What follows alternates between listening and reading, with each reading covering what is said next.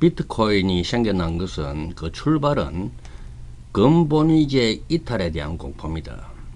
그 근본위제 이탈에 관해서는 여기에 나중에 또 이야기하겠습니다.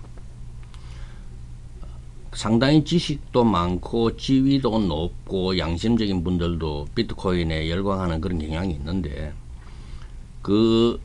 근본적인 원인은 지금 연방의 달러가 근본위제에서 이탈해 있기 때문에 믿을 수 없다. 그런 데서 나온 것입니다. 그보다 더 깊은 원천은 경제학 교과서에 있습니다. 수백 년 동안 경제학 교과서에는 변함없이 돈의 정의가 이렇게 되어 있습니다. 돈은 교환의 매개물이며 또는 지불의 수단이며 이 두 말은 같은 말입니다. 가치의 척도, 가치 저장의 수단. 그런데 이것을 자세히 생각해 보면 이것은 돈이 하는 일을 말하는 것, 즉 기능만 나열된 것이지 돈이 무엇이다. 그에 대한 말이 아닙니다. 그런데 이 기능조차 안정적으로 하기 위해서는 어떤 약속과 보증이 필요합니다. 그 어떤 약속과 보증이 필요한지도 차차 이야기하겠습니다. 그러면 우선 비트코인 옹호자들의 주장을 한번 들어봅시다. 첫 번째 이 강력한 주장은 블록체인 기술이 뒷받침하고 있다 이런 이야기인데 이것은 흡사 비트코인과 블록체인 기술이 딱 붙어 다니는 것처럼 즉 비트코인을 포기하면 블록체인 기술이 없어진다든지 이런 의식을 말하고 있는데 제가 자세히 좀 들어보니까 블록체인 기술이란 것은 그 기술 자체는 제가 잘 모르지만은 그 기술이 하는 일을 제가 조사를 해보니까 비트코인 소유권을 명확히 해주는 그러한 기술입니다. 소유권. 그 소유권을 명확히 한다는 것은 우리가 가지고 있는 돈을 생각해 봅시다. 우리가 지폐를 지갑소에 가지고 있으면 소유권이 확실하고 은행에 예금을 해두고 통장을 가지고 있으면 소유권이 확실합니다. 아주 심플하죠. 그런데 그렇게 심플한 소유권을 명확히 해주기 위하여 블록체인이라고 부르는 우리가 잘 알지도 못하는 이런 엄청난 기술이 필요하다면 그것은 비트코인 그 자체는 가치가 허약하기 때문이 아닌가 그런 의심이 듭니다. 그리고 비트코인은 금을 대신할 것이라는 주장인데 금은 화폐로 쓰이지 않아도 가치가 있습니다. 하지만은 비트코인은 화폐다 하는 그러한 인식 위에 그 가치가 지금 인식되고 있는 것입니다. 이러한 금은 그 화폐가 아니라도 그 가치가 있는데 또 금의 하나의 특색은 금은 양이 한정되어 있죠. 금은 많지가 않습니다. 그래서 많지 않은 점에서 비트코인과 금과 또 유사한 점이 있다고 이렇게 발견해서 비트코인 그 수요가 한정되어 있다고 이야기하는데 지금은 비트코인뿐만이 아니라 수많은 가상화폐가 새로 생겨나고 있습니다. 그럼 이 큰 실물 시장을 비트코인 하나가 지배한다고 장담할 수도 없는데 그럼 그것이 비트코인만 화폐가 수요가 한정되어 있다고 해서 무슨 의미가 있느냐 그런 의문이 일어나죠. 자 그러면 본질적인 문제 이제 공포 이야기에 다시 들어가 봅시다. 달러와 비트코인 모두 허공에서 나왔는데 달러는 연방정부의 빚이다. 그러니까 연방정부가 어디선가 빚을 내와서 달러를 발행하는데 비트코인은 누가 빚을 낸 것은 아니지 않은가. 이런 점에서 비트코인이 더 가치가 있다고 하는 그런 인식이 있습니다.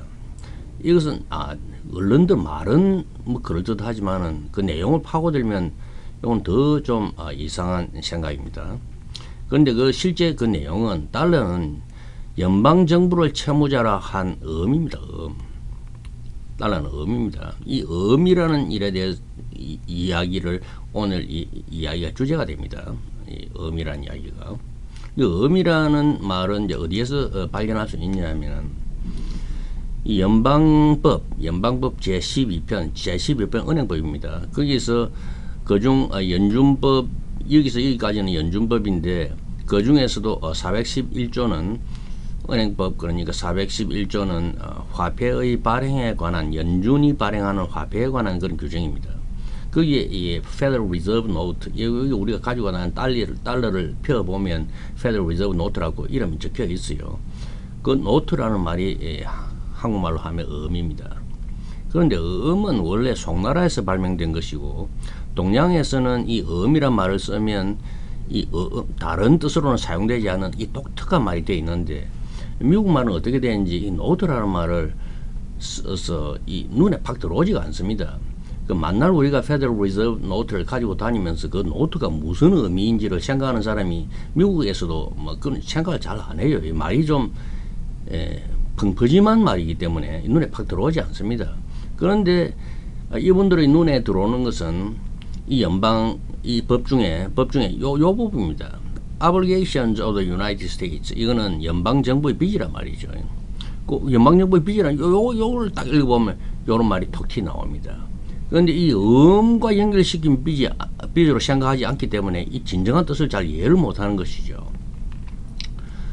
자, 그러면 요걸 이제 번역물 좀 더 한번 보면 여기 보면 요런 말이 있습니다. 그 은행권은 우리 Federal Reserve 노트고 소지자를 채권자로 하죠. 당연히 소지자가 채권자고 아메리카 합중국을 채무자로 한 의미다. 이렇게 써놨습니다. 이게 의미죠, 분명히. 그리고 거기에는 어떤 약속이 붙어 있어요.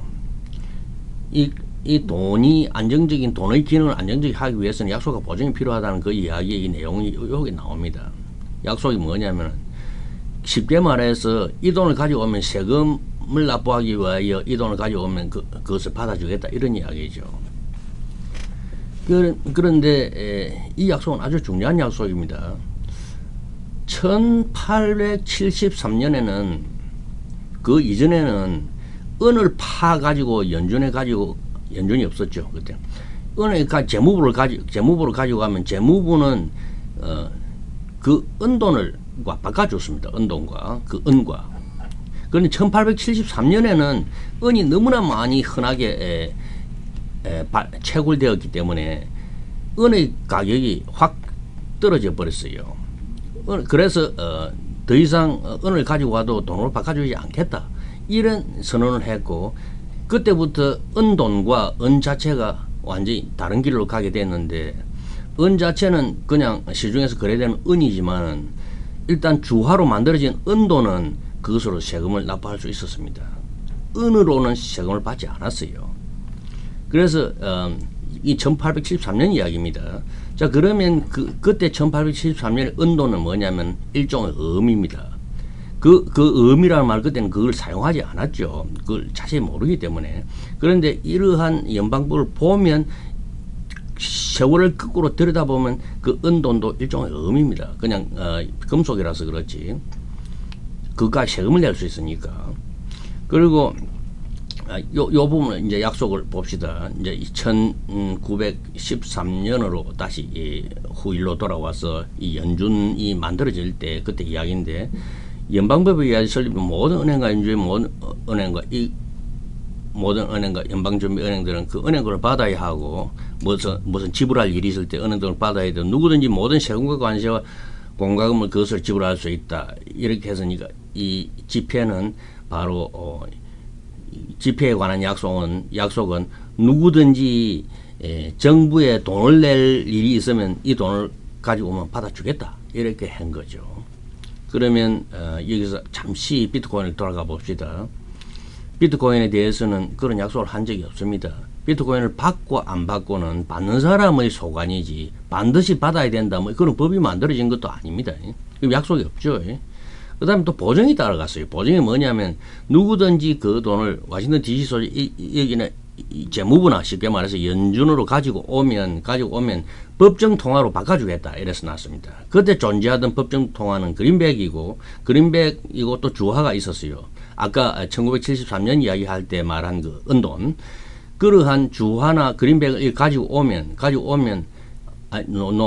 이 연방준비은행권 이걸 가지고 오면 그런 그린백이나 주화로 바꿔주겠다 했고 이 그린백이나 주화는 당시 이 1913년 시점에서는 법에 의하여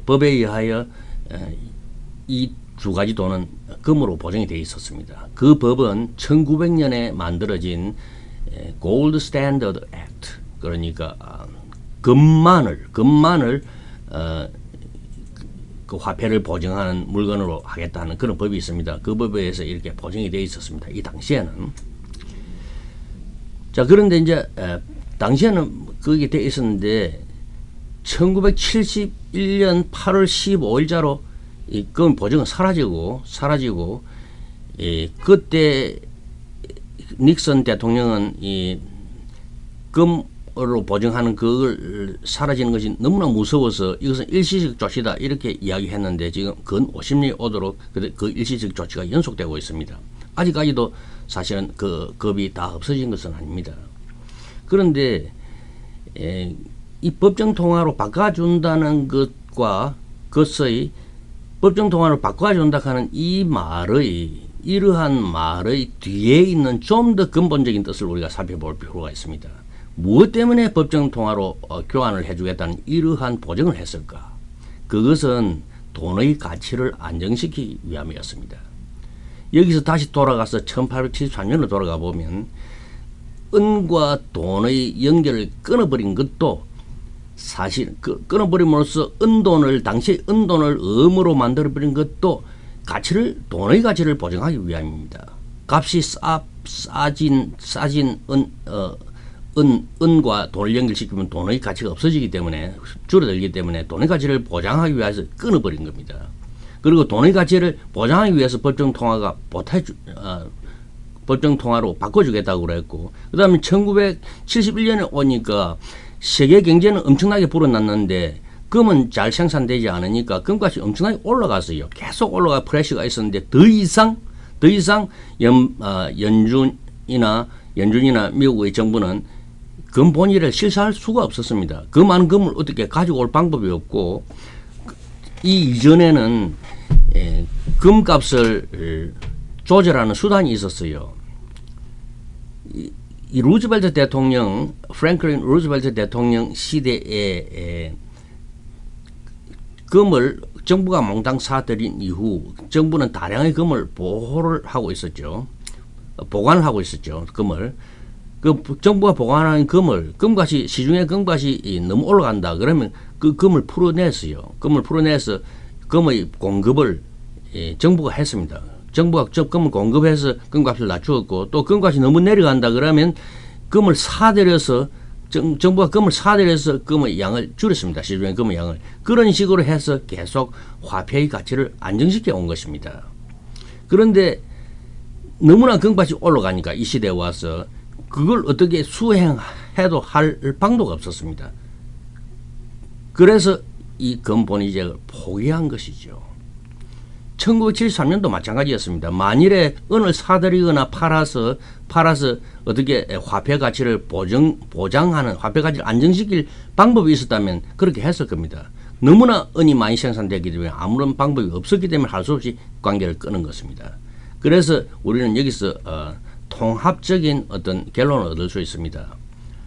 돈에 대한 정책의 근본은 무엇인가? 돈의 가치를 안정시키는 것입니다. 금이나 은에 연결시키는 것이 아닙니다. 연결시켜서 안정시키면 연결시키고, 안정시킬 수 있으면 연결시키고, 떼서 안정시킬 수 있으면 떼야 되는 것입니다. 그러면 떼고 난 다음에 1971년 8월 15일 이날은 사실은 저는 화폐 발명의 완성일이라고 이렇게 말합니다.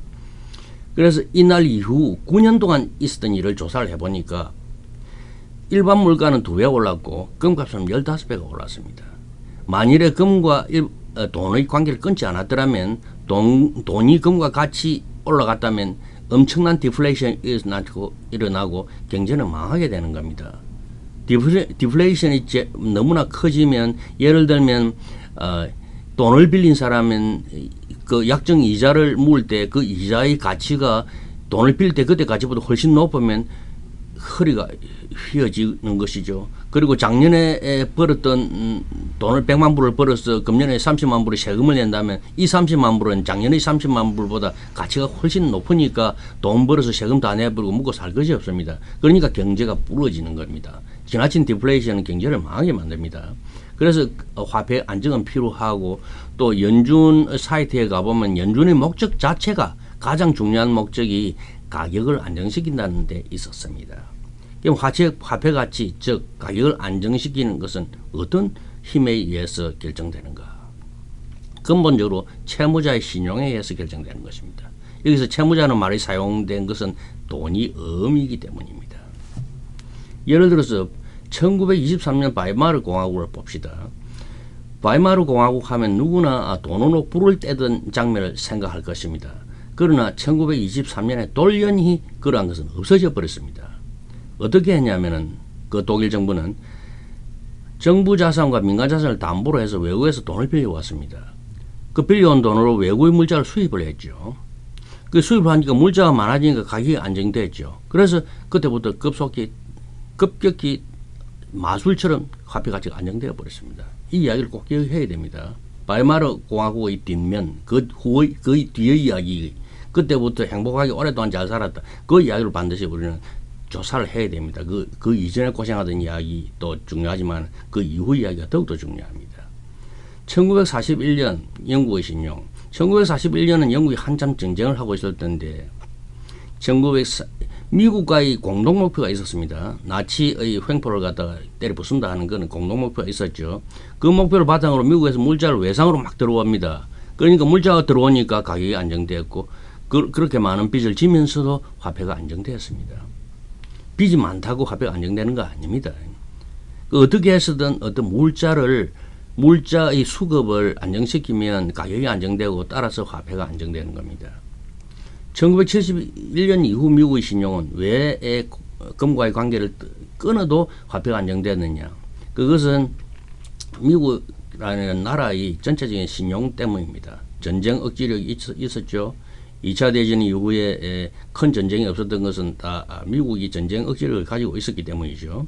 그리고 국내 질서 유지력이 있죠. 미국의 법은 아주 정밀합니다. 그리고 정부에는 드러나지 않은 정부땅이 있습니다. 연방 정부의 대차 대조표를 보면 땅이 거의 없는 것처럼 되어 있는데 거기에는 정부 소유의 미국 전 국토의 약 30%에 해당되는 거대한 정부 땅은 거기에 한 푼도 기록되어 있지 않습니다. 그 기록되어 있지 않는 이유는 자세히 연방 정부의 장부를 자세히 읽어보면 그 이유가 설명되어 있습니다. 그리고 기록되어 있지 않지만은 미국 경제를 지탱하는 데 큰 힘을 발휘하죠. 그리고 상대적 우월성. 그러니까 이 세상에 수많은 돈이 있는데 다른 나라와 비교했을 때는 상대적으로 항상 미국의 신용이 우수하기 때문에 그 달러의 가치가 안정되는 것이고 안정된 어떤 달러로서 물자를 수입할 수 있고 물자를 계속 수입하니까 또 가격이 안정이 되고 화폐가 안정되는 것입니다. 이런 식으로 해서 결국은 채무자의 신용이 얼마나 두터우냐에 따라서 돈이라는 음의 가치는 정해지는 것입니다. 자, 그러면 화폐의 정의를 다시 한번 해봅시다. 화폐의 정의를 우리는 바꿔야 됩니다. 이 근본 문제를 해결하기 위해서는 화폐의 정의를 어떻게 바꿔야 되느냐 하면 화폐는 이자와 만기가 없는 무기명식 음입니다. 그리고 발행자는 그 가치의 유지를 책임집니다. 그린백은 원래 재무부가 직접 발행했습니다. 그때는 연준이 없을 때 그린백을 발행했는데 그때는 재무부가 직접 발행한 음이므로 그것은 약속음이 됩니다. 그것이 발행한 처음에는 보증이 없었습니다. 아무런 보증이 없었고 그 용도도 한정이 되어 있었습니다. 예를 들면 세금을 내는 데는 그 돈을 써도 되지만은 관세를 낼 때는 은돈을 가지고 와라. 뭐 이런 식으로 되어 있습니다. 그런데 1900년 근본이자법에 의해서 완전히 그걸 금으로 보증하게 된 것이고 이 법에 의해서 1913년 요것이 만들어질 때는 금으로 보증되어 있었습니다. 연방준비은행권은 연준이 발행하고 채금은 재무부 장관이 지기 때문에 그것은 환음입니다. 한국식으로 표현하면 환음입니다. 초기에는 그린백 및 주화 즉 금으로 보증이 되어 있었습니다. 자, 그러면 비트코인은 돈입니까? 간단히 봅시다. 무슨 약속이 있고 무슨 보증이 있습니까? 아무것도 아닙니다. 그걸 가지고 세금을 낼 수 있습니까? 누군가는 반드시 받아야 한다는 어떤 법적 강제가 있습니까? 아무것도 아닙니다. 그것은 단지 받는 사람이 있기 때문에 때로는 통하지만 그 사람의 마음이 언제 변할지 알 수 없는 것입니다. 따라서 비트코인은 돈이 아닙니다.